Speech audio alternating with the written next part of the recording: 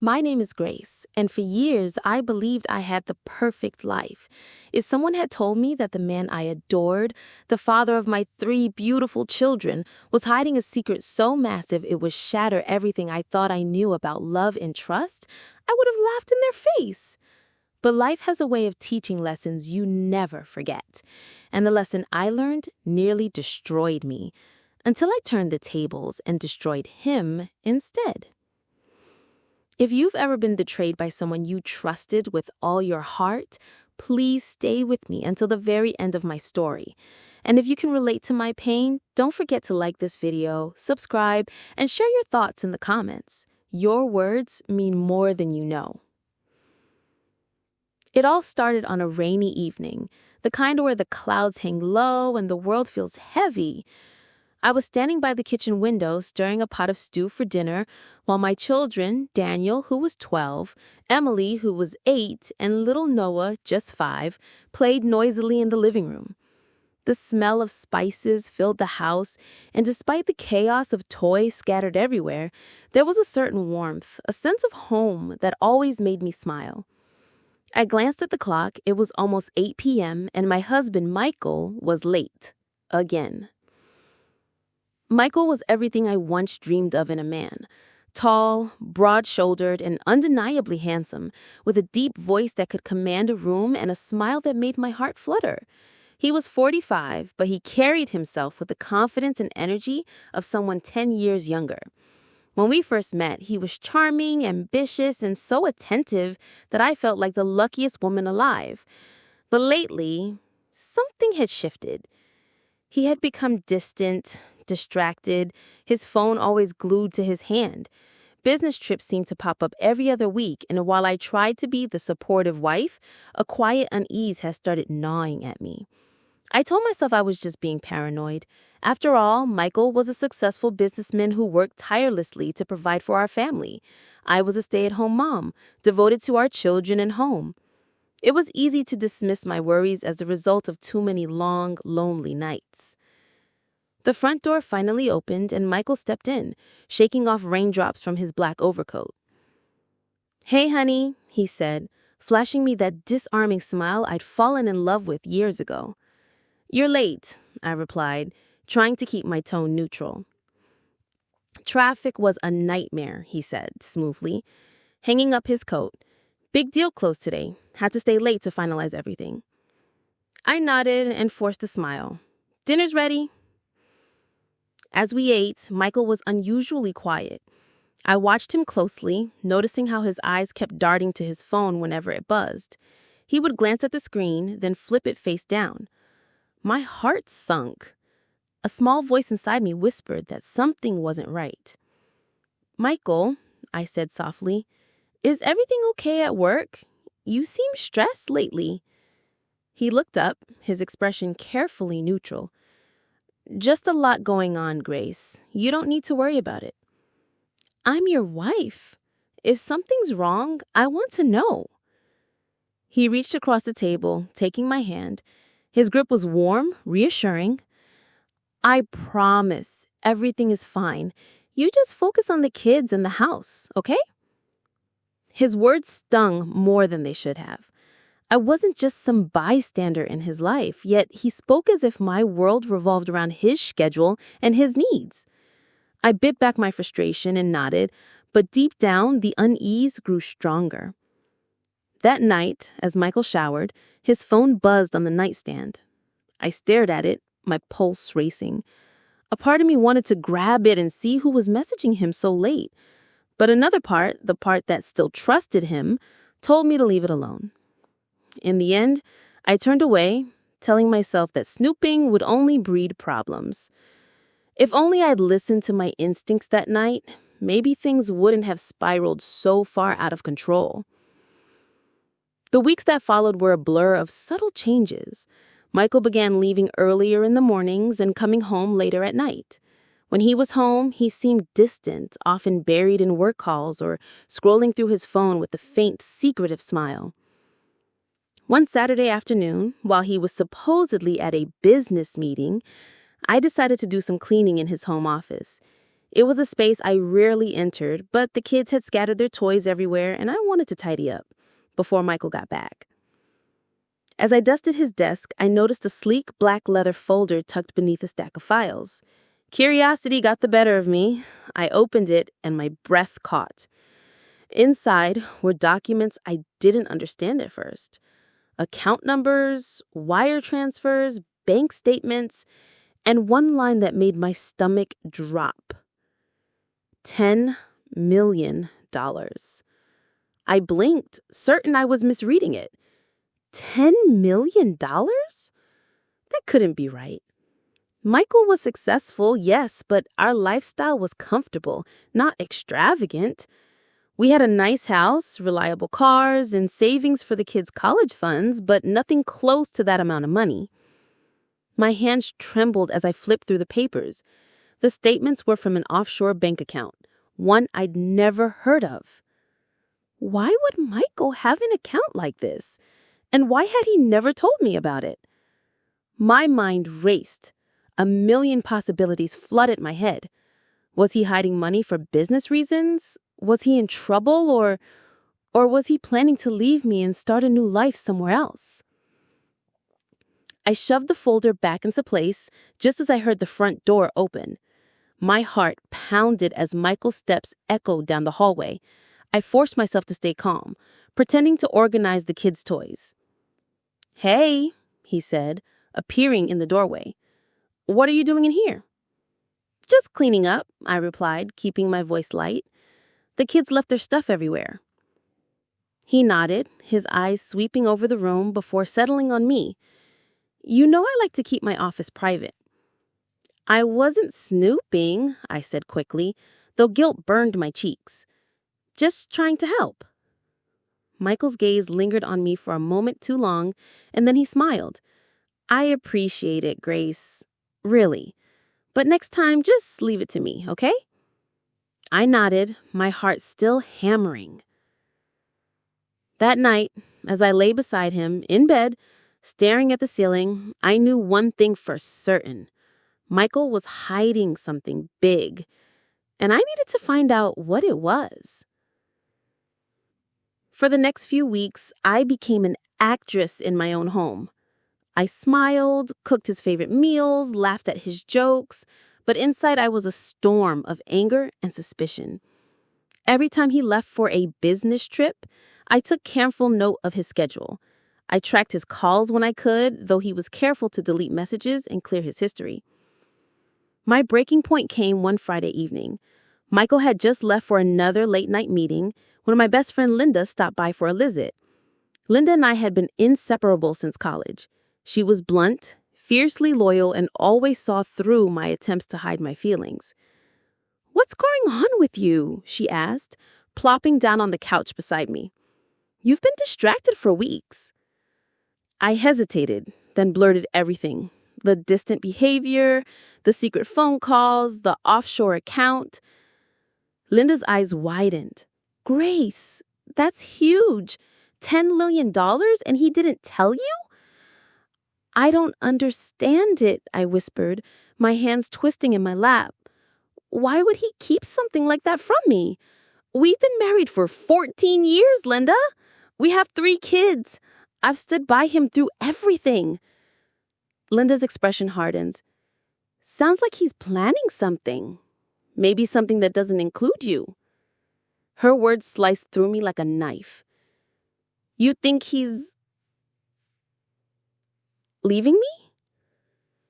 "I don't want to jump to conclusions," she said gently. "But you need to protect yourself, Grace. Find out the truth before it's too late." From that moment, my resolve hardened. If Michael thought he could keep secrets from me, he was wrong. I would uncover every lie, every hidden detail, and when the time came, I would make him pay. I started small, carefully observing his habits. I noticed which days he left the house early, which evenings he came home late, and who he mentioned from work. I even convinced him to let me manage some of our household finances, claiming I wanted to be more involved. It gave me access to bank statements and bills I'd never seen before. Piece by piece, the puzzle began to come together. Michael wasn't just hiding money, he was funneling it through shell companies, making it nearly impossible to trace. Nearly, but not completely. One night, after he fell asleep, I slipped out of bed and into his office. My hand shook as I powered on his laptop. I knew his password. It was our wedding anniversary, of all things, and quickly scanned his files. Buried in a folder labeled Work was a spreadsheet that confirmed my worst fears. Michael had been planning this for years. The money was his escape plan. There were notes about property in another country, travel plans, and even legal documents prepared in secret. My breath caught as I read the line that made everything clear. Transfer final funds. Leave before year end. Leave. Leave me. Leave our children. Leave everything behind. The man I had built my life around wasn't just lying to me. He was preparing to abandon us completely with $10 million to start his shiny new life. I didn't cry. I didn't scream.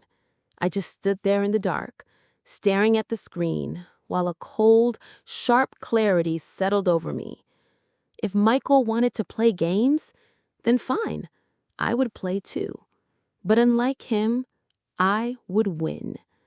I shut down the laptop, slipped back into bed, and lay awake until dawn, planning my next move.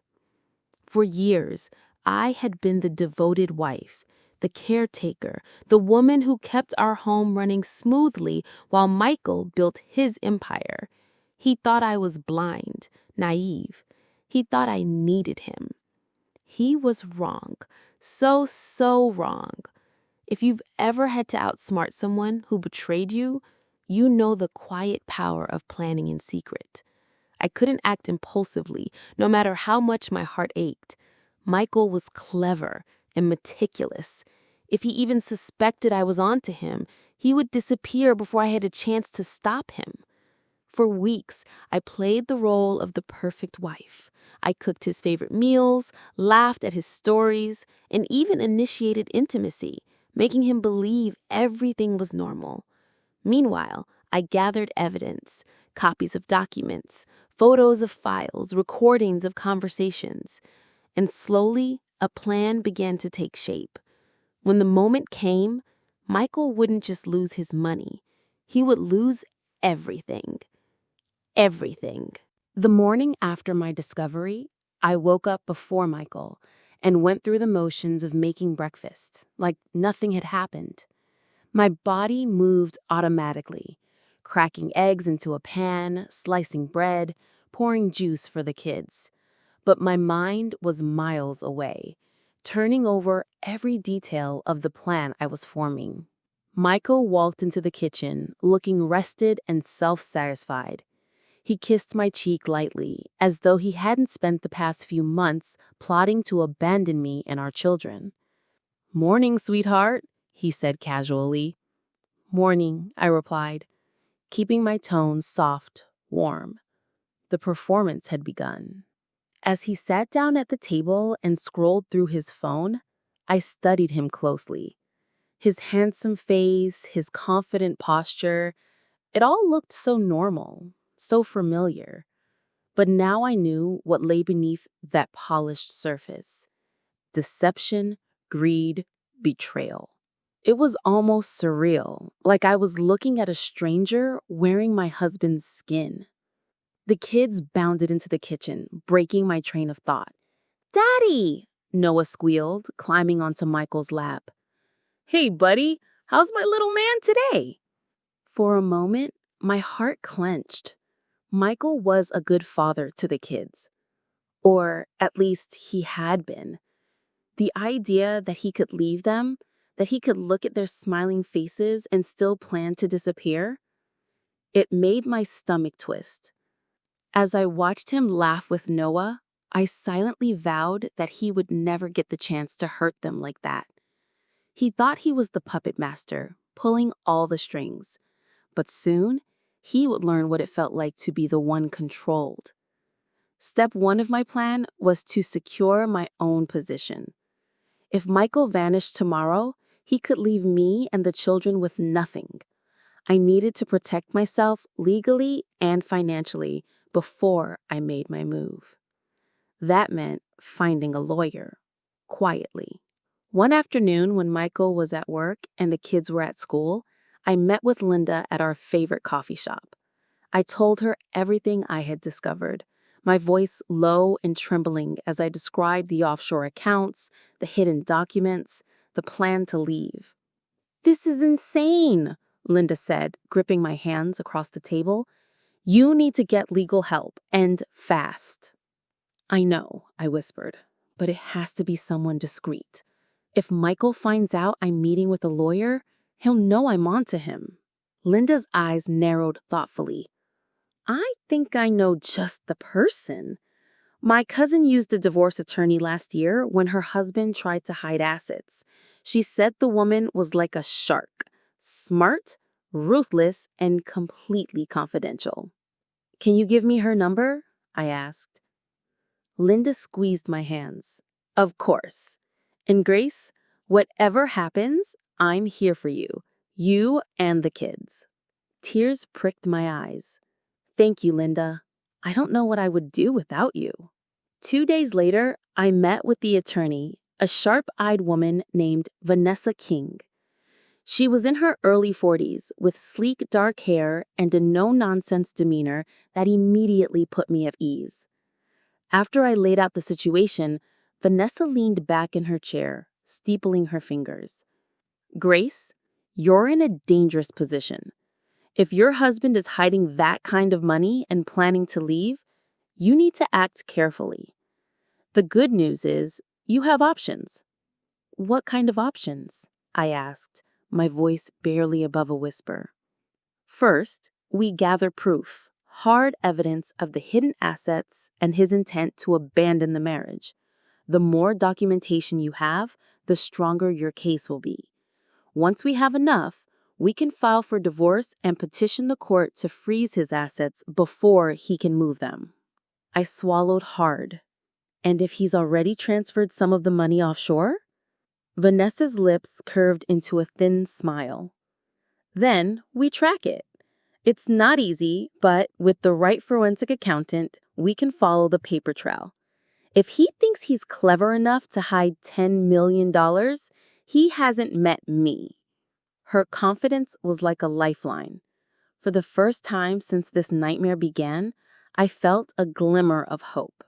"But," Vanessa continued, her expression turning serious, "you have to be very careful. If Michael suspects what you're doing, he could empty those accounts overnight and disappear. We need to move quietly." "I can do that," I said firmly. "I've been playing the perfect wife for weeks now. He won't suspect a thing." And so the dance began. By day, I was the devoted housewife, tending to the kids, keeping the house spotless, and greeting Michael with a smile when he came home. By night, after he fell asleep, I became a detective, scanning documents, taking photos of bank statements, and compiling evidence to give to Vanessa. The hardest part was keeping up the act. There were moments when I wanted to scream at him, to confront him with everything I knew. But I couldn't afford to lose control. Not yet. One evening, Michael came home unusually early. I was in the kitchen, chopping vegetables for dinner, when he slipped his arms around my waist from behind. "Hey, beautiful, what's for dinner?" I forced a laugh. "Just stir fry." "You're home early." "Yeah, meeting get canceled." He turned me around, his eyes scanning my face. "Are you okay? You seem tense." I plastered on a smile. "Just tired. Long day with the kids." He nodded, seeming satisfied. "You know, Grace, I've been thinking, maybe we should take a trip, just the two of us, somewhere tropical." The suggestion caught me off guard. "A trip? When?" "Soon, maybe next month. I think we could both use a break." On the surface, it sounded romantic, but my gut told me there was another reason behind it. Was he trying to get me out of the country so he could make his final move? Sounds wonderful, I said, keeping my tone light. Let's talk about it later. Inside, my mind was racing. I couldn't let him whisk me away somewhere unfamiliar, where I'd be completely at his mercy. Whatever he was planning, I needed to stay one step ahead. As the weeks passed, my evidence pile grew. Vanessa was impressed by how much I'd gathered without raising suspicion. "You're doing incredible work, Grace," she said during one of our secret meetings.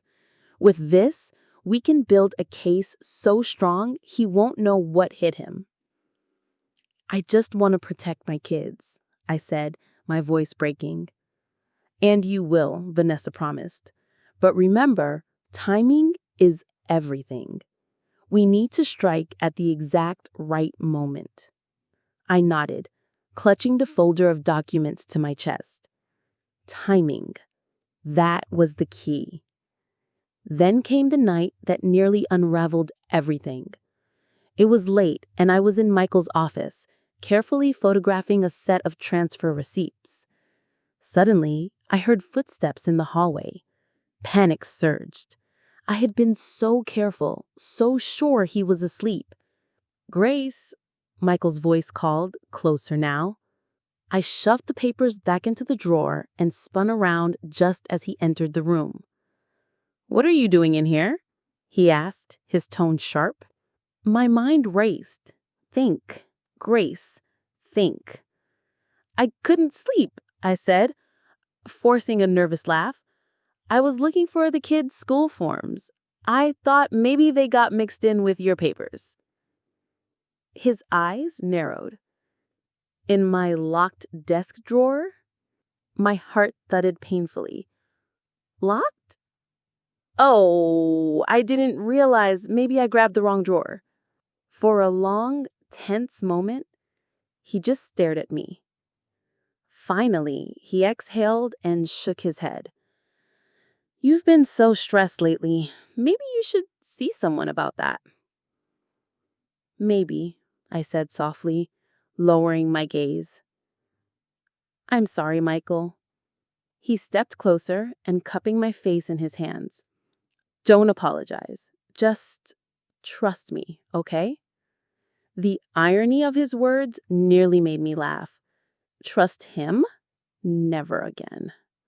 After that close call, I became even more cautious, but I also realized something important. Michael was getting suspicious. I couldn't drag this out much longer.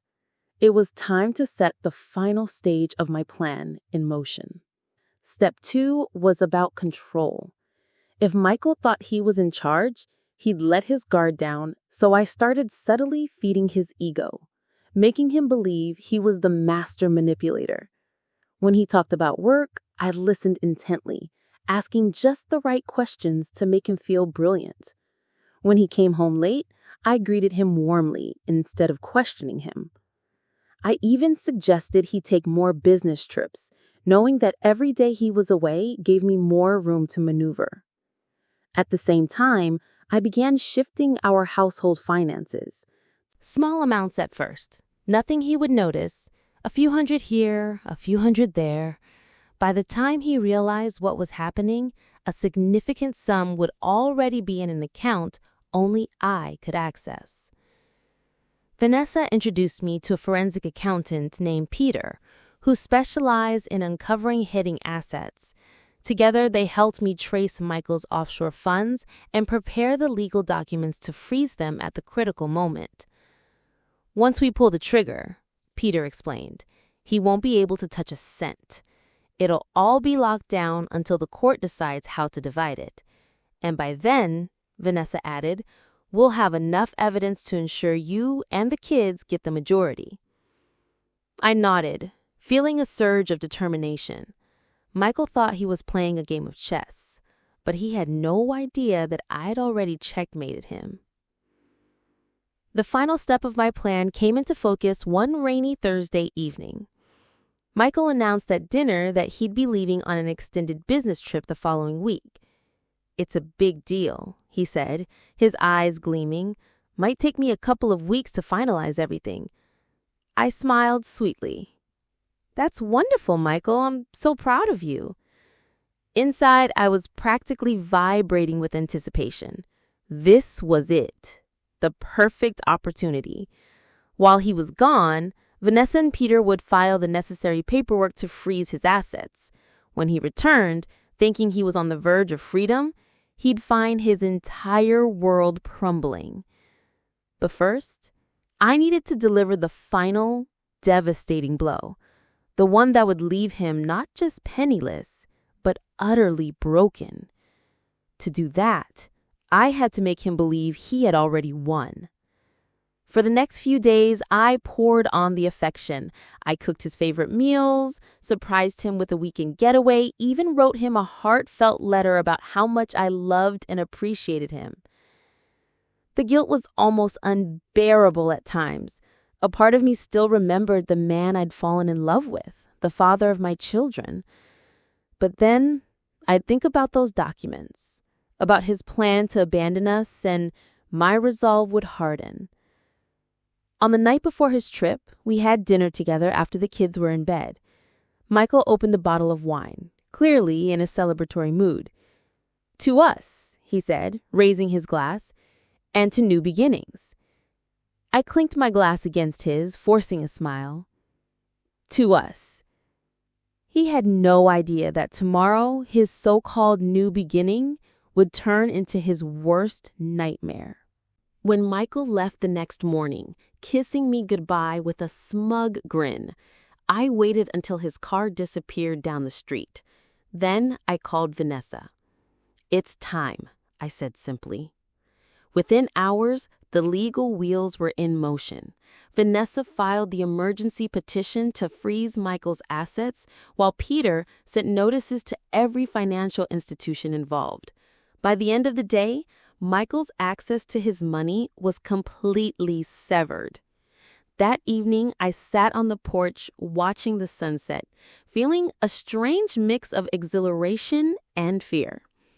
The hardest part was still to come, confronting him face to face, revealing everything I knew. But I was ready. For years, Michael had underestimated me. He saw me as just a housewife, a background character in his story. Tomorrow, he would learn the truth. Tomorrow, I would become his reckoning. The house felt strangely quiet after Michael left for his so-called business trip. Even with the children laughing and playing in the background, a tense, electric stillness hung in the air, like the moment before a storm breaks. For years, I had been the one waiting for him to come home, anxiously glancing at the clock as the hours dragged on. But now, it was different. Now I wasn't waiting. I was preparing.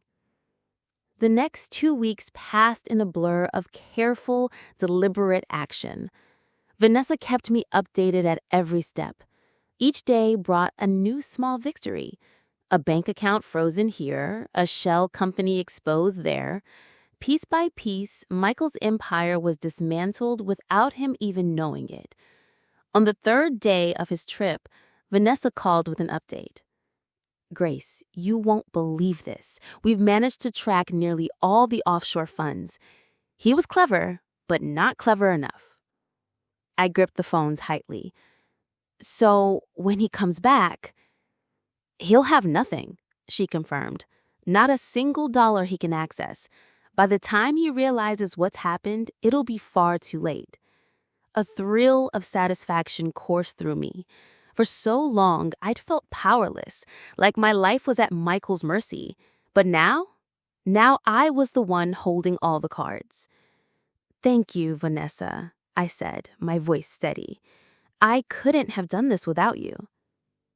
"You did most of the work, Grace. All I did was give you the tools." During those 2 weeks, I made sure everything at home looked perfectly normal. The kids had no idea what was happening behind the scenes, and I intended to keep it that way. Daniel, my oldest, was starting to pick up on the tension, though.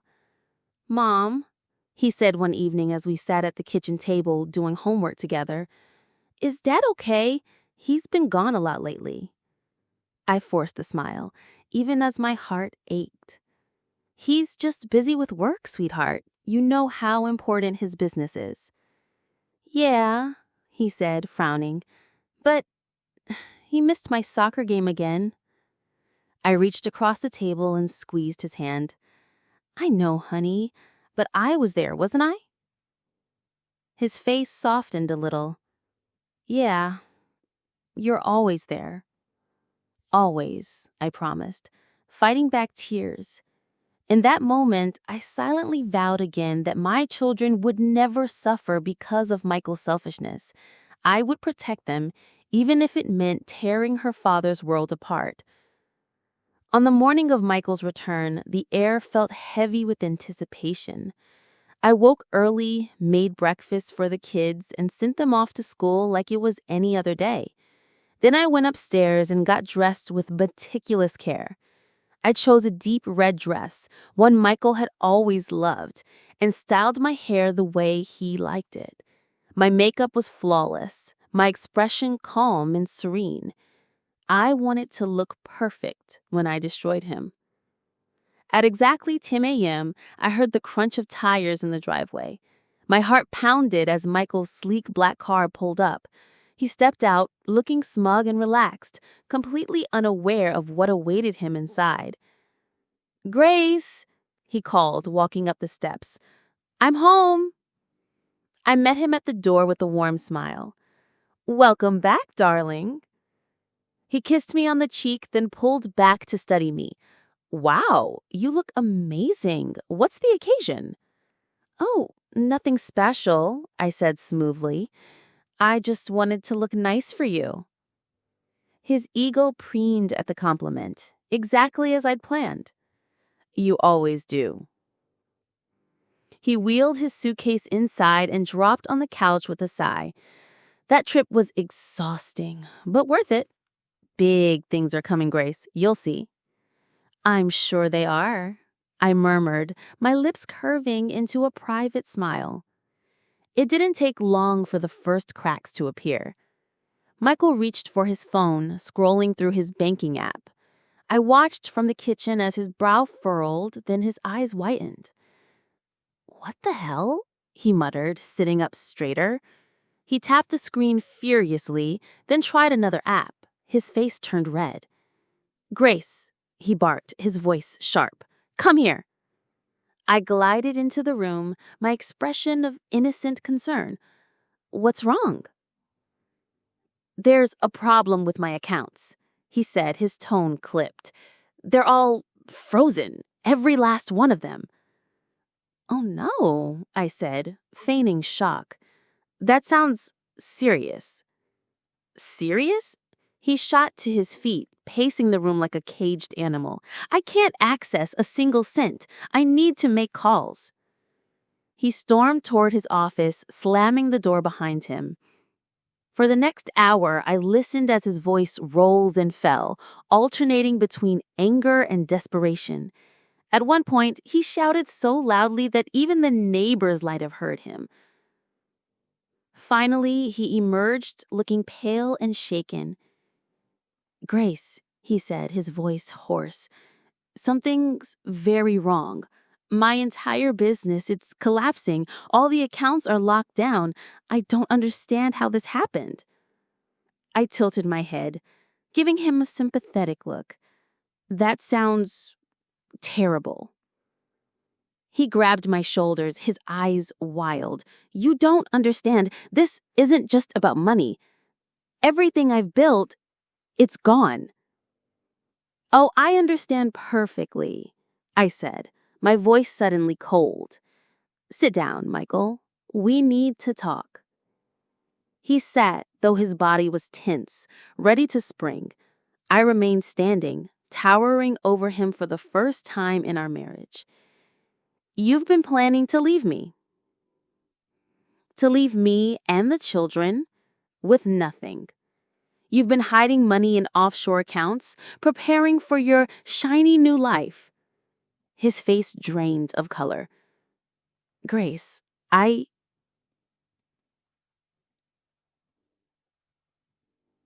Don't you dare lie to me. My voice cracked like a whip, and he flinched. I've seen the documents, the transfers, the property in another country. I know everything. He stared at me, his mouth opening and closing like a fish. Finally, he whispered, "How?" "You underestimated me," I said simply. "For years, you treated me like a background character in your story, the perfect little housewife who didn't need to know anything.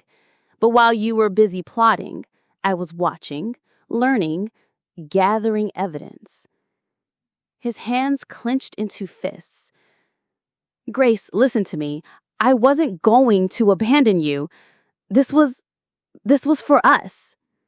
"For us?" I laughed, a harsh, bitter sound. "Is that what you call emptying our accounts and drafting legal documents to cut me out completely?" His jaw dropped. "You... How do you know about that?" "Because I found them." I spat. "I found everything, Michael. And while you were away, I took steps to make sure you can never hurt us." The realization dawned on him slowly, like a storm cloud spreading across the sky. You? You did this?" he said, his voice trembling. "You're the reason my accounts are frozen?" "Yes," I said, my tone ice cold. "I worked with a lawyer and a forensic accountant. Every cent you thought you'd hidden is now under court control." Michael surged to his feet, his face twisted with rage. "You ruined me." "No," I said, standing my ground. "You ruined yourself. I just made sure you faced the consequences." He stared at me, breathing hard. "Grace, think about what you're doing. Without that money, we'll lose everything. The house, the cars, the kids' future." "The kids' future is exactly why I did this," I snapped. "Do you think I'd let you run off and leave us penniless while you live like a king somewhere else? Never." Michael's anger faltered, replaced with something almost like fear. "Grace, please, we can fix this. Just tell the court it was a misunderstanding. We can start over." I shook my head slowly. "There's no going back, Michael. Not after what you've done." For a long, heavy moment, we just stared at each other. Then Michael's shoulders slumped, and he sank back into the chair, defeated. "You don't understand," he said quietly. "I never wanted to hurt you. I felt trapped. The business was growing so fast, and Stop," I held up a hand. "You don't get to justify this. You had choices, Michael. You could have talked to me. You could have been honest. Instead, you chose betrayal." Tears filled his eyes, but I felt nothing. Not pity, not forgiveness, just cold, hard resolve. "Pack your things," I said. "You're leaving today." His head snapped up. "What?" "This is my house now," I said firmly. "The kids and I will stay. You will go." "You can't do that," he shouted. "I built this house. I paid for everything. And now the courts will decide how to divide it. Until then, you'll find somewhere else to stay." Michael stared at me, his face a mask of fury and disbelief. "You think you've won, Grace, but this isn't over." "Oh, it's over," I said, my voice like steel. "For you." The next few hours were a blur. Michael packed a bag while I called Linda to come sit with me for support. The kids were still at school, blissfully unaware of the storm raging around them. As Michael carried his suitcase to the door, he paused and looked back at me. "You'll regret this," he said softly. "No," I replied. "You will." Then he was gone. When the front door closed behind him, I felt a strange mixture of relief and grief. Linda hugged me tightly. "You did it, Grace. You protected your family." I know, I said, my voice trembling, but it doesn't feel like victory. It feels like the end of something. Sometimes endings are necessary, she said gently. Now you can build something new. Later that evening, when the kids came home, I greeted them with a smile and open arms. I didn't tell them everything, only that Daddy would be staying somewhere else for a while. They were upset, of course, but I reassured them that we were safe and loved. As I took Noah to bed that night, he looked up at me with sleepy eyes. "Mommy, are you okay?" I kissed his forehead. "I'm okay, sweetheart. We're all gonna be okay." And for the first time in a long time, I truly believed it. My hands were trembling as I stared at the laptop screen, my breath coming in shallow, uneven gasps. There it was. Numbers that didn't make sense. An account I never knew existed, holding a staggering $10 million. My husband's name was right there, bold and undeniable.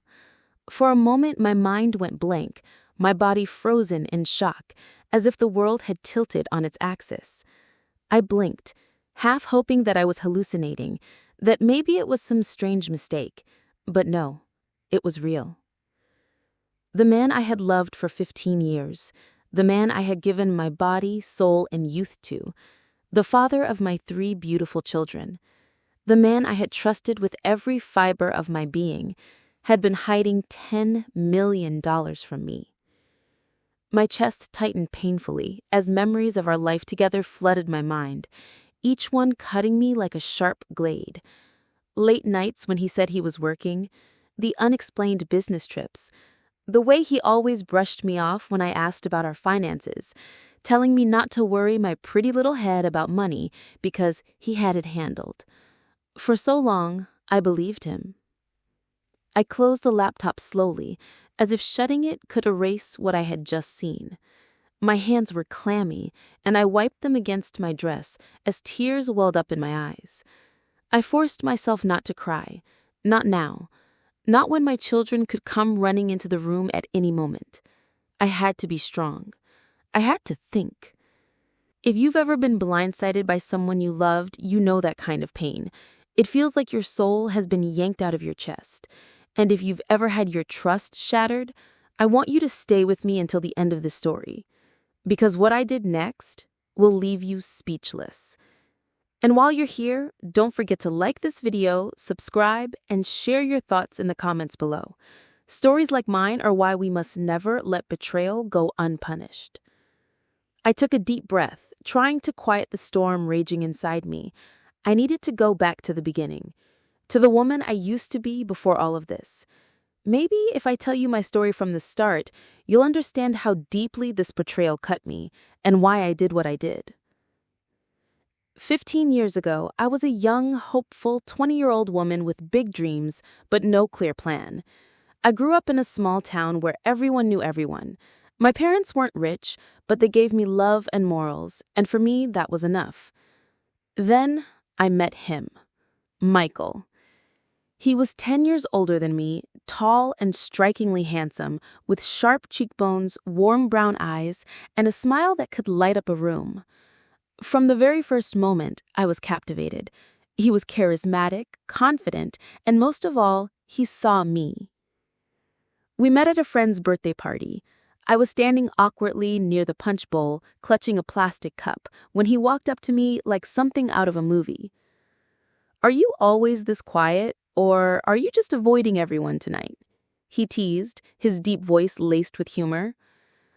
I laughed nervously. "I'm just not great at parties." "Well, that makes 2 of us," he said, leaning closer. "But you, my dear, are the most interesting person in this room. Tell me your name." "Grace," I said softly, feeling my cheeks flush. "Grace," he repeated, like he was savoring the taste of it. "I'm David, and if you don't mind, I think I'll spend the rest of this night talking to you." And he did. We talked for hours, and by the time the night ended, I felt like I'd known him forever. Michael was already a rising businessman back then. He ran a company that dealt in real estate investments, and everyone seemed to respect him. To me, he was perfect. He had ambition, charm, and a protective way of making me feel safe.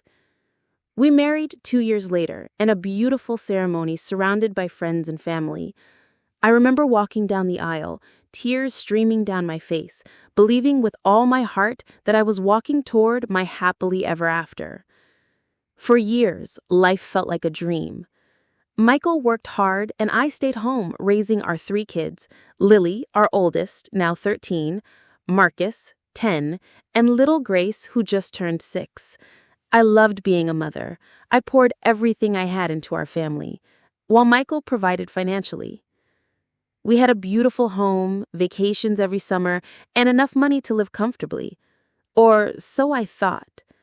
But looking back, there were signs, tiny cracks in the perfect picture. Like the time he came home smelling faintly of expensive perfume and claimed it was from a client's office. Or when he dismissed me with a patronizing smile whenever I asked too many questions about his work. "Grace," he would say, kissing my forehead, "I don't need to stress about business matters. Just focus on the kids in the house. I've got this." And like a fool, I believed him. One evening, about 3 months ago, I was cleaning out Michael's study. He had been out of town on a business trip for 3 days, and I wanted to surprise him by organizing his messy desk. That's when I found it, a slip of paper tucked beneath a stack of invoices. It looked ordinary at first, just a set of numbers. But when I typed them into my laptop later, my heart nearly stopped. It was a login for a bank account I had never seen before. My hands shook as I navigated through the pages. And then, there it was, $10 million. I stared at the screen, disbelief washing over me. $10 million. While I wore the same worn-out shoes for 3 years, while I carefully budgeted every grocery run, while I sometimes had to tell our kids not this month when they wanted something special, my husband had been hiding a fortune. Why? Why would he do this to me, to us, to our family? When Michael came home the next day, I tried to act normal. I forced a smile, hugged him, and listened as he told me about his trip. But inside, I was screaming. That night, after he fell asleep, I stared at his peaceful face in the dim glow of the bedside lamp. My heart ached with love and rage all at once. How could he betray me like this? The next morning, while making breakfast for the kids, I made a decision. I wasn't going to confront him immediately.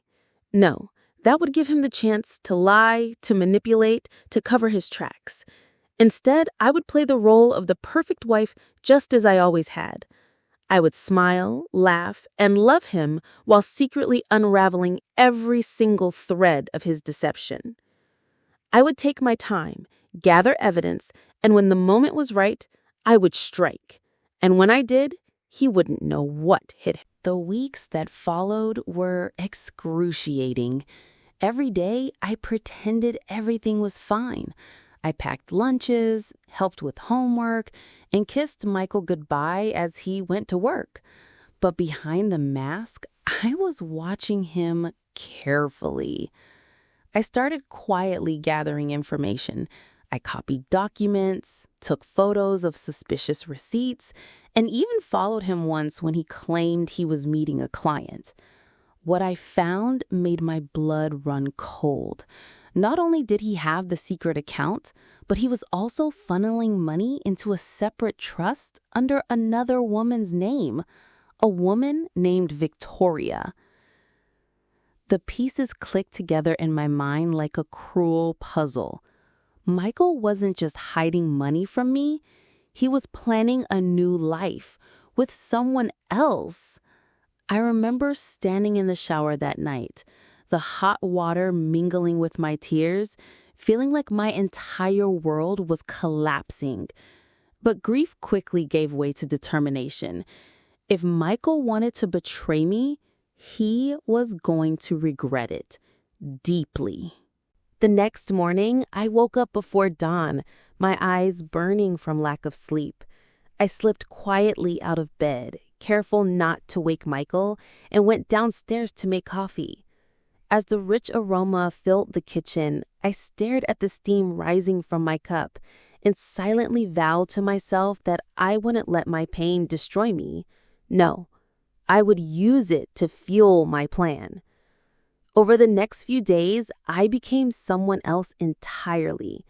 On the outside, I was still Anna, the devoted wife, the nurturing mother, the woman who laughed at David's jokes and listened intently when he talked about work. But inside, I was cold and calculating, studying his every move. If you've ever been betrayed, you know that sometimes the best weapon you have is patience. It was excruciating to play the part, to kiss him goodnight knowing the lies that sat behind his smile. But I did it because I needed him to believe that I was still his trusting, naive wife. The more secure he felt, the easier it would be to catch him off guard. One evening, Michael came home earlier than usual, humming cheerfully as he loosened his tie. "Good day at work?" I asked, keeping my tone light. "The best," he replied, kissing my cheek. "We landed a huge deal today. Things are looking up, sweetheart." "Oh, that's wonderful, honey," I said, forcing a bright smile. "The kids will be so proud of you." Inside, I wanted to scream. Instead, I served him dinner, listening to him talk about his success, while silently memorizing every detail of his story. Later, I tucked the kids into bed, kissed their foreheads, and whispered promises that everything would be okay, even though I wasn't sure how I was going to keep those promises yet. The following week, I contacted an old friend, Lisa. She and I hadn't spoken much since she moved to another city, but she worked as a paralegal for a well-known attorney. "Grace," she exclaimed when she answered my call. "It's been ages. How are you?" "Hey, Lisa," I said, trying to sound casual. Well, things have been a little complicated lately. I actually need some advice. Do you have a few minutes to talk privately?" "Of course," she said, her voice softening. "What's going on?" I hesitated for a moment, then took a deep breath and told her everything about the secret account, the $10 million, and the woman named Victoria. There was a stunned silence on the other end of the line. "Grace," Lisa said finally, "this is huge. You need to protect yourself, and if he's planning to leave you, especially with that much money involved, you have to be very careful." "I know," I whispered, my throat tightening, "but I can't confront him yet. I need to make sure that when I do, there's no way he can twist things around or hide even more money." Lisa's voice grew firm. "Then you'll need legal proof. I can help you get started quietly. I'll reach out to my boss and see what he recommends. But Anna, promise me you won't let him suspect anything." "I promise," I said. As I hung up the phone, a surge of hope filled my chest. For the first time since I discovered David's betrayal, I felt like I had a weapon in my hands. Over the next few weeks, Lisa became my lifeline.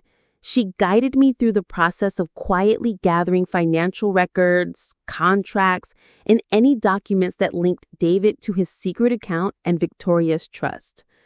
I began sneaking into his study late at night while he slept, copying files and emailing them to a secure folder Lisa had set up for me.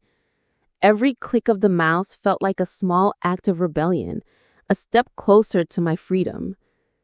Meanwhile, Michael grew more relaxed, more confident.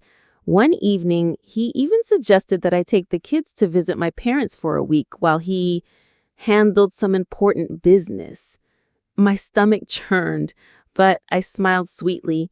"That sounds like a great idea, honey. The kids will love spending time with Grandma and Grandpa." Inside, I knew exactly what he was doing. He wanted me out of the house so he could move freely, probably to meet Victoria. I agreed, of course, and then I made my own plans. The day before I was supposed to leave from my parents' house, I slipped a small tracking device into the lining of Michael's briefcase. It was tiny, almost invisible, and I knew he'd never notice it. The next morning, I kissed him goodbye as he left for work, then loaded the kids into the car and drove to my parents' house as planned. But I didn't stay there. After dropping the kids off, I turned the car around and drove back to the city, my heart pounding with anticipation. Using the tracking app on my phone, I followed Michael's movements. He wasn't at his office. Instead, he drove to an upscale neighborhood I didn't recognize and parked in front of a modern luxury house. I watched from a distance as he got out of the car, straightened his tie, and rang the doorbell. A moment later, the door opened, and there she was, Victoria. She was stunning, tall, slim, with glossy dark hair and a laugh that carried across the driveway. She greeted Michael with a warm, intimate hug, and then they kissed. My breath caught in my throat, and for a moment, I couldn't move. There it was, the confirmation I didn't want, but desperately needed. Michael wasn't just planning to leave me financially ruined, he was building a whole new life with her. I forced myself to take photos, capturing every moment as evidence. My hands were trembling, but I didn't stop until I had everything I needed. Then I drove away, tears streaming down my face, my heart breaking into pieces. By the time I reached my parents' house, the tears had dried, replaced by a cold, burning resolve. Michael had chosen his path. Now it was time for me to choose mine. The next step of my plan was the most dangerous. Lisa introduced me to her boss, a sharp, ruthless attorney named Mr. Harris. He listened carefully as I explained the situation, his expression unreadable. When he finished, he leaned back in his chair and steepled his fingers. "Mrs. Carter," he said, finally, "your husband has committed serious financial deception. With the evidence you've gathered, we can build a strong case against him. But if you truly want to take everything from him, we'll need to be strategic. I don't just want to take some of it. I want to take everything. I want him left with nothing." Mr. Harris's eyes gleamed. "In that case, we'll play the long game. We'll quietly move your assets into protected accounts, document every instance of his infidelity and fraud, and set up a legal trap so tight he won't see it coming." "And Victoria?" I asked, my jaw tightening. "Once Michael falls, she'll go down with him." I felt a thrill of satisfaction course through me. This was it, the beginning of the end. For the next month, I played my part perfectly. I cooked Michael's favorite meals, laughed at his jokes, and even pretended to be excited about a family vacation he suggested for the summer. Meanwhile, behind the scenes, Mr. Harris and Lisa worked tirelessly to build our case. Every document I stole, every photo I took, every recording I made, it all went into a growing mountain of evidence, and Michael suspected nothing. In fact, he seemed happier than ever, which only made his betrayal more bitter. Sometimes, late at night, I would lie awake next to him, staring at the ceiling and wondering how I had been so blind. But then I would think about our children, Lily, Marcus, and Grace, and my resolve would harden. I wasn't just fighting for myself. I was fighting for them. They deserved a mother who wouldn't be crushed by a man's lies. Finally, the day came when everything was ready. Mr. Harris called me into his office, his expression serious but triumphant. "Grace," he said, sliding a folder across the desk, "this is it. With these documents, we can freeze all of David's accounts, seize the hidden funds, and file for divorce on grounds of fraud and infidelity. By the time he realizes what's happening, it'll be too late." My hands trembled as I opened the folder, scanning the pages. This was the culmination of weeks of pain, planning, and deception. "Are you sure this will work?" I asked, my voice barely above a whisper. Mr. Harris nodded. "As long as you follow the plan exactly, Michael won't have a leg to stand on." I took a deep breath and nodded. "Let's do it." That night, I went home and made love to Michael as if nothing was wrong. It was the hardest thing I'd ever done, but I needed him completely unaware of what was coming. As he fell asleep, his arm draped possessively over my waist, I whispered into the darkness, "Enjoy this while you can, Michael. Tomorrow, everything changes." The next morning dawned bright and deceptively peaceful, the kind of golden sunrise that usually promised a perfect day. But for me, it wasn't just another day. It was the day everything would come crashing down. I stood in front of the mirror, staring at my own reflection as I brushed my hair. My face looked calm, serene even, but beneath the surface, my heart pounded like a drum. "Mommy, can you help me tie my shoes?" Grace's tiny voice piped up from the doorway, snapping me out of my thoughts. I turned to her and smiled warmly. "Of course, sweetheart." As I knelt down and tied the laces, I felt a pang of guilt deep in my chest. My children had no idea what was about to happen, and I wanted to shield them from the storm as much as possible. "Mommy loves you so much," I whispered, hugging her tightly. "I love you too, Mommy," Grace giggled, wrapping her little arms around my neck. I kissed her cheek, savoring the moment. Whatever happened today, my children would always have me. I was determined to make sure of that. After dropping the kids off at school, I didn't go home. Instead, I drove straight to Mr. Harris's office, where Lisa was already waiting with a large stack of documents. "Everything's ready," Lisa said, her eyes gleaming with determination. "We filed the motion to freeze all his assets. By the time David tries to access his accounts, it'll be too late." "And the trust in Victoria's name?" I asked, my stomach twisting at the mention of her. "Frozen," Lisa confirmed. "She won't be able to touch a penny." I let out a breath I didn't realize I'd been holding. "Good," I said, my voice low. "I want her to feel the same helplessness she's helped cause me." Mr. Harris entered the room then, looking sharp in his tailored suit. "Anna, today we set the trap. You need to keep him completely unaware until tonight. Can you do that?" I squared my shoulders. "I can." "Remember," he said, leaning forward, "when you get home, act normal. Be loving, be supportive. Make sure he doesn't suspect a thing. The element of surprise is our greatest weapon." I nodded, my resolve hardening. Michael had spent years weaving a web of lies.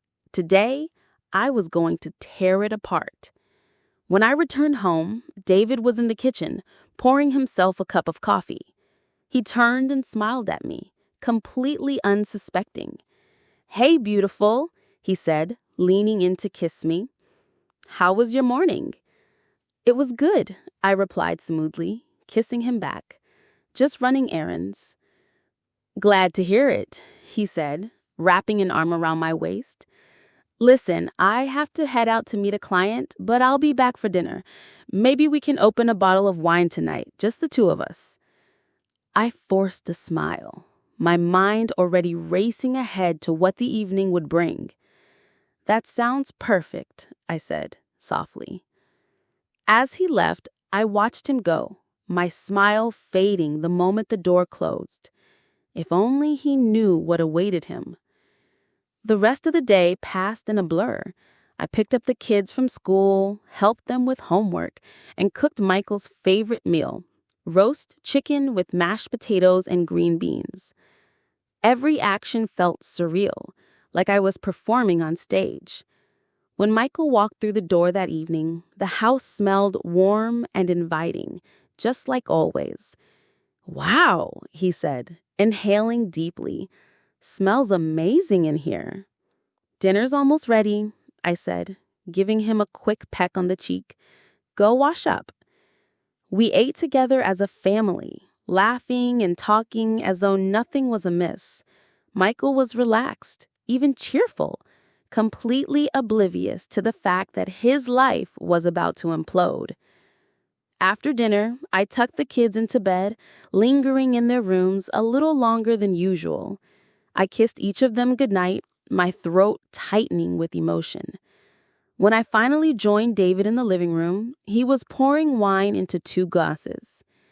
"To us," he said, handing me a glass. I raised mine, my smile never wavering. "To us." The irony nearly choked me. Around 8 p.m., David's phone buzzed on the coffee table. He picked it up and frowned. "That's odd," he muttered, scrolling through his messages. "What's wrong?" I asked, innocently, sipping my wine. "My business account," he said slowly. "It's frozen. That can't be right." I hid my satisfaction behind a mask of concern. "Frozen? What does that mean?" "It means someone locked it down," he said, his voice rising. "Probably some kind of mistake." He immediately grabbed his laptop and began typing furiously. A few seconds later, he let out a sharp, panicked gasp. "What the hell is going on?" "Michael," I said softly, my tone perfectly composed. "What's wrong?" "All of it," he whispered, his face turning pale. "Every account. Even the trust." I tilted my head, feigning confusion. "The trust?" He froze, realizing his slip. "I mean, Victoria's trust, you mean?" I asked, my voice deadly calm. His head snapped up, his eyes wide with shock. "Grace, I can explain." "No need," I said, setting my wine glass down carefully. "I already know everything." The color drained from his face as he stared at me, utterly speechless. You know?" he stammered. "Oh, Michael," I said, rising to my feet. "Did you really think you could hide $10 million from me? That you could build a whole new life with her while I stayed home like a fool, raising our children and believing your lies?" His mouth opened and closed like a fish gasping for air. I was going to tell you. Eventually. I just needed to." "Don't you dare," I snapped, my voice sharp as a whip. He flinched at my tone, his hands trembling. "Grace, please, I made a mistake. I got in too deep, and I didn't know how to fix it."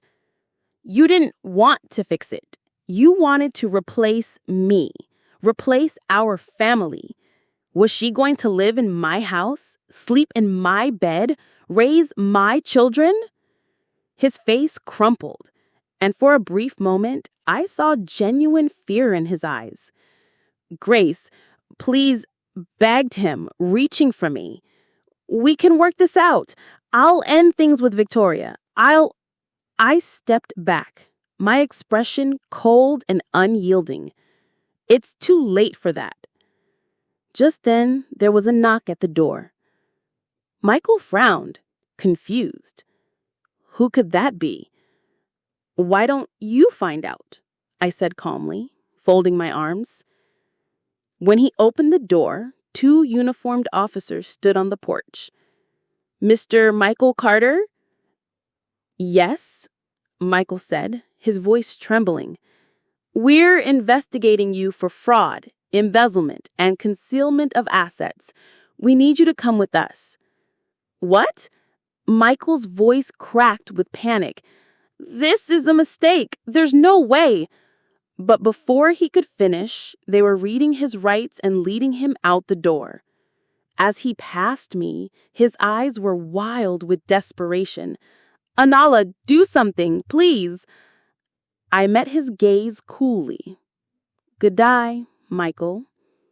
The door closed behind him with a decisive click. For a long moment, I just stood there, the house suddenly silent and still.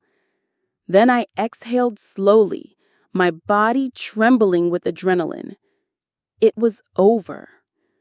Or at least, the first part was. The next morning, I woke to dozens of missed calls and messages from Michael. I didn't answer a single one. Instead, I met with Mr. Harris and Lisa to finalize the legal proceedings. Michael's accounts are locked, he confirmed. He won't be able to access a single cent without your approval.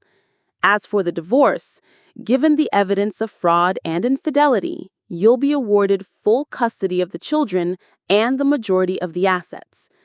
"And Victoria?" I asked, my voice ice cold.